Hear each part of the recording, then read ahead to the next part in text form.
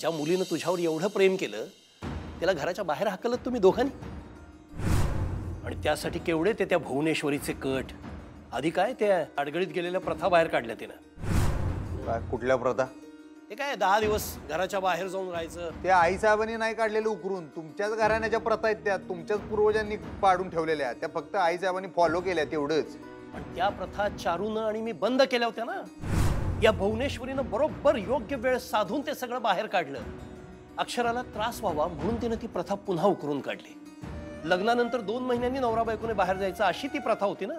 पण बघ भुवनेश्वरीचं डोकं बघ. जोपर्यंत अक्षराच्या मनात तुझ्याबद्दल प्रेम नव्हतं तेव्हा तिने काही हालचाल केली नाही. पण जसं भुवनेश्वरीला कळलं की तुम्ही दोघं जण एकत्र येताय, जवळ येताय, तिनं बरोबर ती प्रथा मध्ये आणली आणि तुम्हा दोघांना घराच्या बाहेर काढलं. पण अक्षरानं त्या परिस्थितीत सुद्धा त्या 10 दिवसात तुला साथ दिली, प्रामाणिकपणे तुझ्या बरोबर उभी राहिली. आणि तू काय केलंस रे?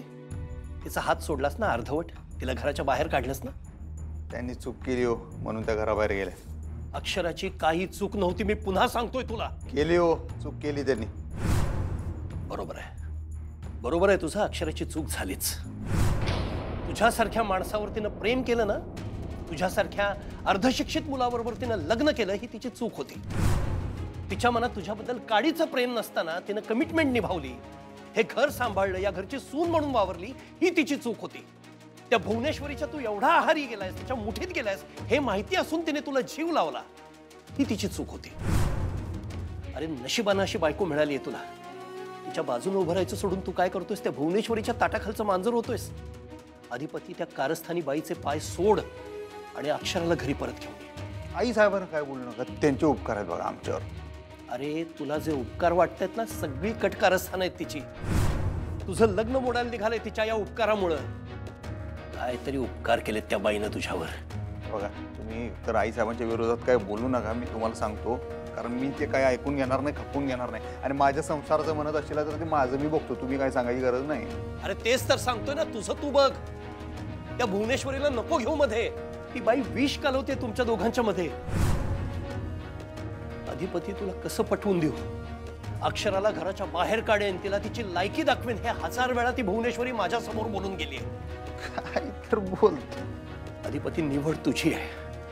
या नाटकी भुवनेश्वरीच्या बाजूने उभं राहायचं का अक्षराच्या बाजूने उभं राहायचं, हे तुला निवडायचंय आता.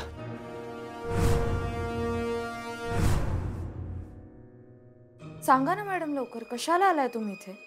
अहो थांबा की सुनबाई, सांगतो मी सगळं. हा एवढी काय घाई आहे तुम्हाला? हा अक्षरा ग, त्या घरी आल्यात आपल्या, आणि तुझं काय चाललंय? त्या आल्यात तर बसू दे, त्यांना निवांत बोलू दे. मॅडम तुम्ही बसा, हा बोला शांतपणे. मी चहा पाण्याचं बघते. नग चहा नग आम्हाला. हो असं कसं, इतक्या दिवसांनी आलात तुम्ही, थोडा चहा तरी घ्याच. बरं ठीक आहे, तुमचा एवढा आग्रह आहे तर आणा चहा आणा. हो लगेच आणते. छान आलं टाकून चहा करते. हा नाही नाही, आलं घातलेला चहा आम्हाला चालत नाही. आणि आमचं पित्त कवळलं की अख्खं कोल्हापूर आदरतं. हा अहो जॉक केला, जॉक. हसा की. काय आई, काय हिन बाई तुम्ही पण. हा नाही म्हणजे कोल्हापूर हादरतं, पण तुम्हासनी काही भीती नाही हो. तुम्ही आपली माणसं आहे, तुम्ही घाबरायची काय बी गरज नाही. तुमचा दरारच तेवढा आहे मॅडम सगळ्या कोल्हापुरामध्ये. चालायचंच. बरं मी मी मी चहा आणते. हा चला चला आणते चहा.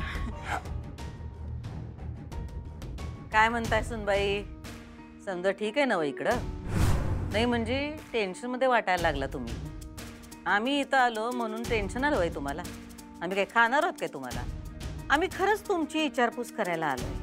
नाही म्हणजे कसं आहे की काय बी झालं तरी तुम्ही सूर्यवंशींची सुनबाई हायसा. तुम्हाला काय झालं तर लोक काय म्हणतील?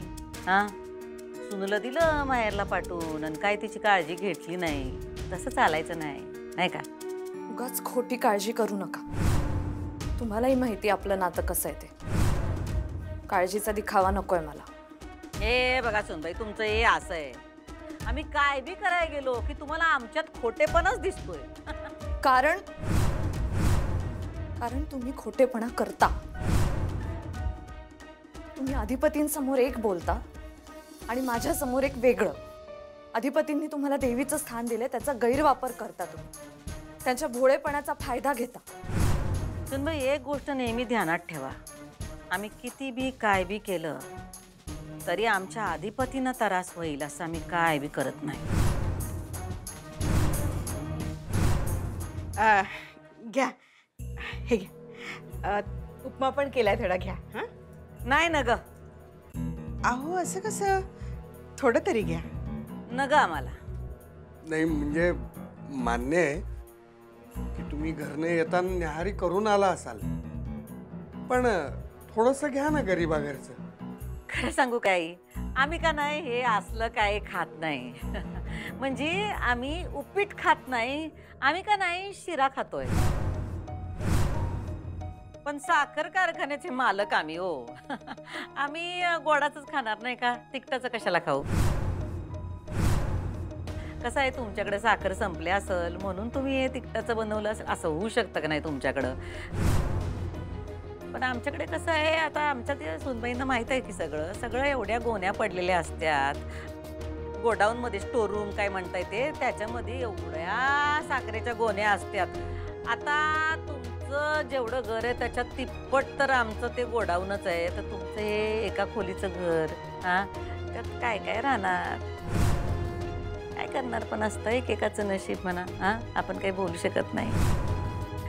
नशिबावरनं आठवलं, तुम्हाला तर ठाव आहे सूर्यवंशी किती श्रीमंत आहेत ते, नाही का. साखर कारखाने म्हणू नका, डेऱ्या म्हणू नका, कसल्या कसल्या खाण्याच्या गोष्टी म्हणू नका, कपड्याच्या काही कारखाने म्हणू नका, कितीतरी उद्योग आहेत. म्हणजे हे काही सगळं तुम्हाला सांगण्यासारखं नाही हो. हे समजत तुम्हाला ठावच आहे. तर मुद्दा ह्यो आहे की एवढ्या श्रीमंत घरातला एकुलता एक मुलगा म्हणजे आमचे अधिपती. त्यांना एवढ्या मोठमोठ्या घरातनं मागण्या आलत्या, पण आमची सोयरीक आम्ही तुमच्याशी जुळवली. आता तुम्ही पैशाने मोठे नसला तरी कर्माने मोठेच आहे की. हा, एवढ्या पोरांची भविष्य घडवली असतील तुम्ही, नाही का. कुणी डॉक्टर झालं असेल, कुणी इंजिनियर झालं असेल, फलाना फलाना. पण सूर्यवंशांकडे जेवढा पैसा आहे तेवढा पैसा काय तुमच्या कुठल्या बी विद्यार्थ्याने बघितलं नसेल. तर आम्ही असं म्हणत होतो की आम्ही सोयरी का जुळवली तुमच्याशी, कारण आमच्या लेकाचा जीव तुमच्या मुलीमध्ये गुंतला होता.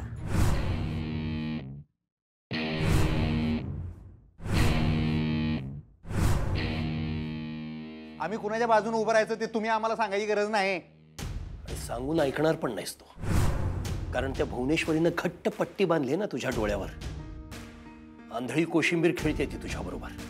हा बरोबर. आणि पुन्हा कसं आहे, तुला एक दोरी बांधून ठेवली आहे तिनं. तू इकडे तिकडे जातोयस असं तिला वाटलं की ती खेचून तुला तिच्याकडे आणते. तू हालतच नाहीस रे. अरे खेळ खेळते ती तुझ्या आयुष्याबरोबर, कळते का तुला. ही पट्टी काढ डोळ्याची, बघ नीट.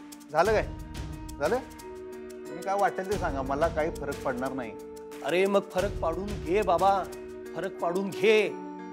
तुला साधं लॉजिक का कळत नाहीये. भुवनेश्वरीला अक्षरा या घरात नको आहे, कारण अक्षरा तिचा प्रत्येक डाव हाणून पाडू शकते. अक्षराकडे बुद्धी आहे, तिच्याकडे डोकं आहे, तिच्याकडे शिक्षण आहे. सगळं बरोबर आहे, पण आईसाहेबांनी जर मास्तरीनबाईच नको असत्या तर त्यांनी मला तसं स्पष्ट सांगितलं असतं. मी आईसाहेबांच्या डोळ्यात अश्रू बघितल्यात मास्तरीनबाईंसाठी. अरे हीच तर नाटकं करता आली ना ती बाई आजपर्यंत. बटन दाबलं की पाणी सुटावं तसं डोळ्यातनं पाणी येतं तिचं. खोटं. ती फक्त दाखवते, भासवते की तिला फार पडलं या घरचं, या घरातल्या माणसांचं. आईसाहेबांना जर पडली नसती तर तुम्ही जेव्हा अंथरुणाला खेळून होता तेव्हा तुमच्यावर उपचार केले नसते त्यांनी. समजलं ना. आत्ताबद्दल तुमचा बी फोटो लागला असता इथे या बिताडाला. सांगताय फोटो लागलाच असता, पण तिच्या दृष्टीनं ती वेळ आलेली नव्हती ना. तिला मजा येत होती मला असा दुळा पांगळा अंथरुणावर पडलेला बघून. तिचा सूड पूर्ण झालेला नव्हता आणि त्यानंतर माझी वेळ चांगली होती म्हणून अक्षरा या घरात आली. भुवनेश्वरीनं माझ्यावर उपचार नाही केले. तिनं मला बरं व्हायची ट्रीटमेंट नाही दिली. तिनं मला दुळा पांगळा करण्याची औषधं घातली. अक्षरा आल्यानंतर अक्षरानं मला बरं केलं. तिनं माझ्यावरती उपचार केले, ट्रीटमेंट केली आणि तिच्यामुळे मी चालायला बोलायला लागलोय. होय, आणि आता एवढं बोलायला लागला असा की बंद पडा म्हणून सांगायची वेळ येत्या. आईसाहेबांनी जे काही तुमच्यासाठी केलं ते चांगले पांग फेडले हो तुम्ही. आणि आईसाहेबांना तुम्हाला संपवायचंच असतं ना, कवाच संपवलं असतं हे बी मी तुम्हाला सांगतो. रिस्पेक्ट करायला शिका बायकांचा. तो तू करायला शिक. आणि बायकांचा जाऊ दे, स्वतःच्या बायकोचा आदर केला असतास ना तरी ही वेळ आली नसती अक्षरावर. अक्षराला घराबाहेर काढण्याआधी भुवनेश्वरीला घराच्या बाहेर काढला असतास तू. अहो आमचा संसार तुटू नये म्हणून आई साहेब स्वतःहून जाणार होत्या वृद्धाश्रमात. असं हा मग गेली का नाही? का अहो, पोरगा जिवंत आहे त्यांचा, मी बरा जाऊ देईन त्यासनी. तुम्ही असताना बी लहानपणी आणत होतो आम्ही, तेव्हा त्यांनी सांभाळ केला आमचा. आणि आता त्यांना सांभाळायची वेळ आल्यावर काय वृद्धाश्रमात पाठवून देऊ काय मी त्यांना? अधिपती, तू थांबवलंस म्हणून ती थांबली असं तुला वाटतंय, पण मी तुला लिहून देतो ती बाई या घरातून वृद्धाश्रमात कधीच जाणार नव्हती, कधीही जाणार नाही. अरे तुझ्या खांद्यावर बंदूक ठेवून वार करते ती अक्षरावर, माझ्यावर. ती वृद्धाश्रमात फक्त जाईन जाईन असं म्हणत राहील. ती जाणार नाही कधी. हे घर सोडून ती जाणार नाही, हलणार नाही या घरातून. अधिपती, या घरात जे काही वाईट घडतंय ना त्या सगळ्याचं मूळ ती बाई, ती भुवनेश्वरी आहे, हे कळत नाहीये तुला.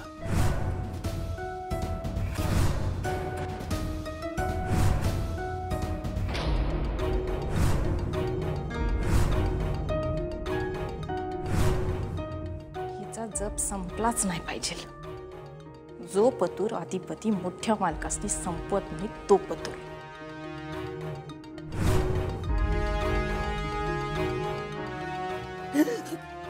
दुर्गे, तू काय करतेस इथं? कुठे काय तुला भेटा आले? काय काम आहे ते बोल.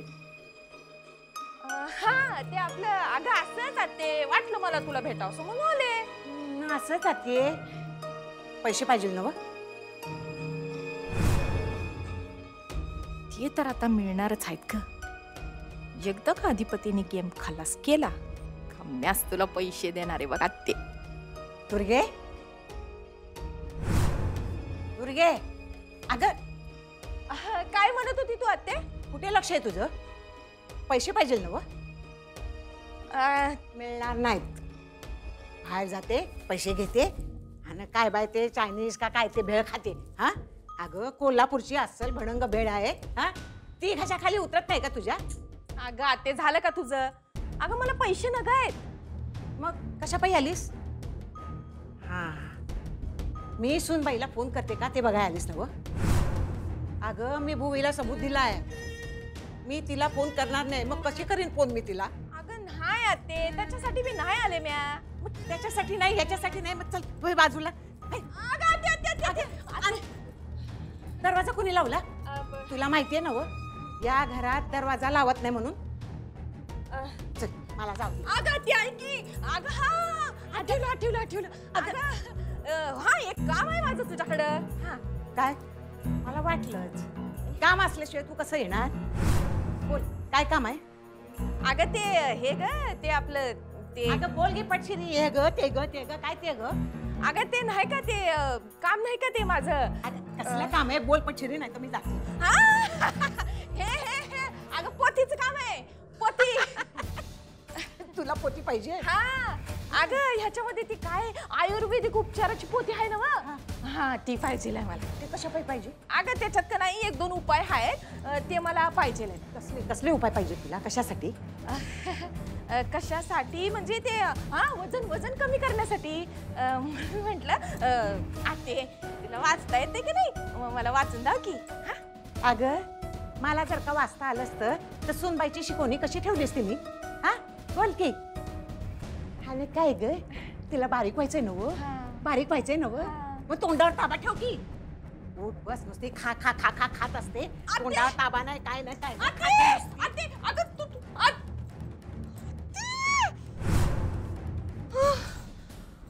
अधिपती मारा की मोठ्या मालकासनी लवकर. इतका वेळ फोन लावतय. झालं आता आत्ती गेली म्हणजे काय मिटणार, भांडणं मिटणार. तर आमच्या अधिपतींचं लग्न जुळवण्यासाठी आम्ही काय काय केलं. अहो कोल्हापुरातनं केवढी स्थळं आलती. कोल्हापूर काय घेऊन बसला हो तुम्ही? सांगलीतले आपले ते बबनराव त्यांच्या मुलीचं स्थळ आलतं.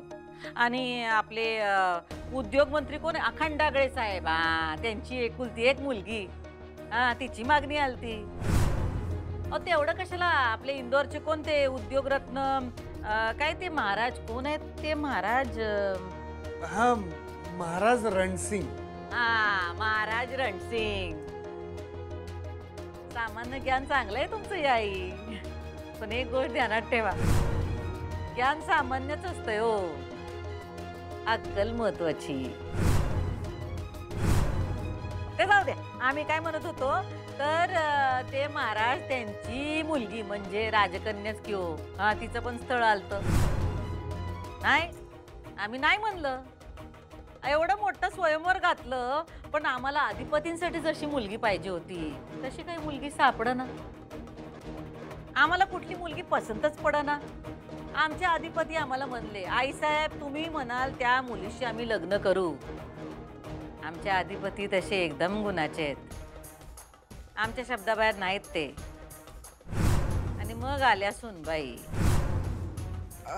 हो हो, म्हणजे अक्षरा तुम्हाला आवडली म्हणूनच तुम्ही त्या दोघांचं लग्न लावून दिलत ना? नाही सुनबाई, आम्हाला नाही, अधिपतींना आवडल्या. त्यांच्या मनात घर केलं त्यांनी. मग काय, आम्ही बी तयार झालो की लग्नाला. लावून दिलं त्यांचं दोघांचं लग्न. आम्हाला सांगा, पोराच्या सुखापुढं काय असतंय काय हो आयुष्यात? हा, तुम्हाला सांगतो आम्ही, सूर्यवंशींच्या खानदानाला शोभल अशी स्थळं होती, पण त्या सगळ्या स्थळांना आम्ही नकार दिला. कारण आमच्या अधिपतींना अक्षदा पाहिजे होती. मग दिली की आम्ही त्यांना मिळवून. अधिपतींचं लय प्रेम आहे सुनबाईंवर आणि आमचं अधिपतींवर, आणि आमच्यासाठी अधिपतींचं सुख लय महत्वाचं आहे. पण काही गोष्टी जुळत नाहीत आपल्या. नाही म्हणजे घराघरात फरक तर असतोच नाही का, किंवा आहेच की आपल्यात. गरिबी श्रीमंती आम्ही काय असलं मानत नाही हो, पण ती असतेच नाही का. आणि ती लोकांच्या नजरेत येतेच. मॅडम थांबा. काय झालं सुनबाई? आई बाबांना नाडकर्णी काकांकडे जायचंय. सामाजिक भान या विषयावर त्यांच्या मुलानं PhD घेऊन डॉक्टरेट मिळवली. त्यांना जायचंय तिकडे, त्यांना जाऊ द्या. अगं अक्षरा, नाही नाही, म्हणजे पाहुणे घरी असताना त्यांना असं घरी सोडून बाहेर जाणं बरं वाटतं का? काहीतरी काय हे बाकी बरोबर आहे तुमचं. नाही, आम्ही नंतर जाऊ ना त्यांचं अभिनंदन करायला. हा. बाबा, काही गोष्टी वेळच्या वेळी झालेल्याच बऱ्या असतात. अगं पण अहो मॅडमची शिकवण आहे ना. बरोबर ना मॅडम? तुम्हीच म्हटलात ना मगाशी, काही गोष्टी वेळच्या वेळी झालेल्या चांगल्या असतात म्हणून. होय तर सुनबाई लई रिस्पेक्ट करतात आमच्या शिकवणीचा. आणि तुम्हीच म्हणलात ना व, हा, घर तुमचंच आहे म्हणून. घर आमचं आहे, सुनबाई आमच्या आहे, बोलणं आमचं आहे. जावा की तुम्ही. नाही म्हणजे नक्की ना मॅडम? नक्की जावा जावा. आम्ही सुनबाईसनी काय बी करणार नाही. अहो जोक केला किंवा आम्ही जोक केला, हसा हसा, काय बी करणार नाही त्यासनी. काय घराच्या बाहेर पडताना हसत हसत बाहेर पडावं, म्हणजे कसं काम चांगलं होतं. जावा जावा. बरं, येऊ आम्ही लवकरच. कशाला? म्हणजे म्हणजे या की निवांत या, काय घाई आहे? हा, येतो मग आम्ही. हा, हा, या या. चल येतो अक्षर. हो.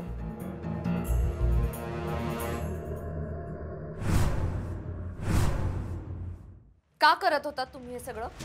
काय केलं आम्ही? हे सगळं बोलण्याची काय गरज होती आई बाबांसमोर?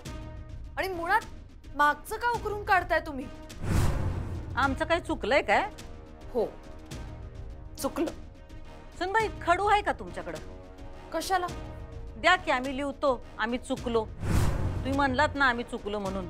हा, शाळेत नाही का विद्यार्थ्याला 100 वेळा लिहायला लावता, तसं आम्ही लिहतो फळ्यावर. हा, आम्ही चुकलो आम्ही चुकलो आम्ही चुकलो. म्हणजे तुम्ही मान्य करताय की तुम्ही चुकलात?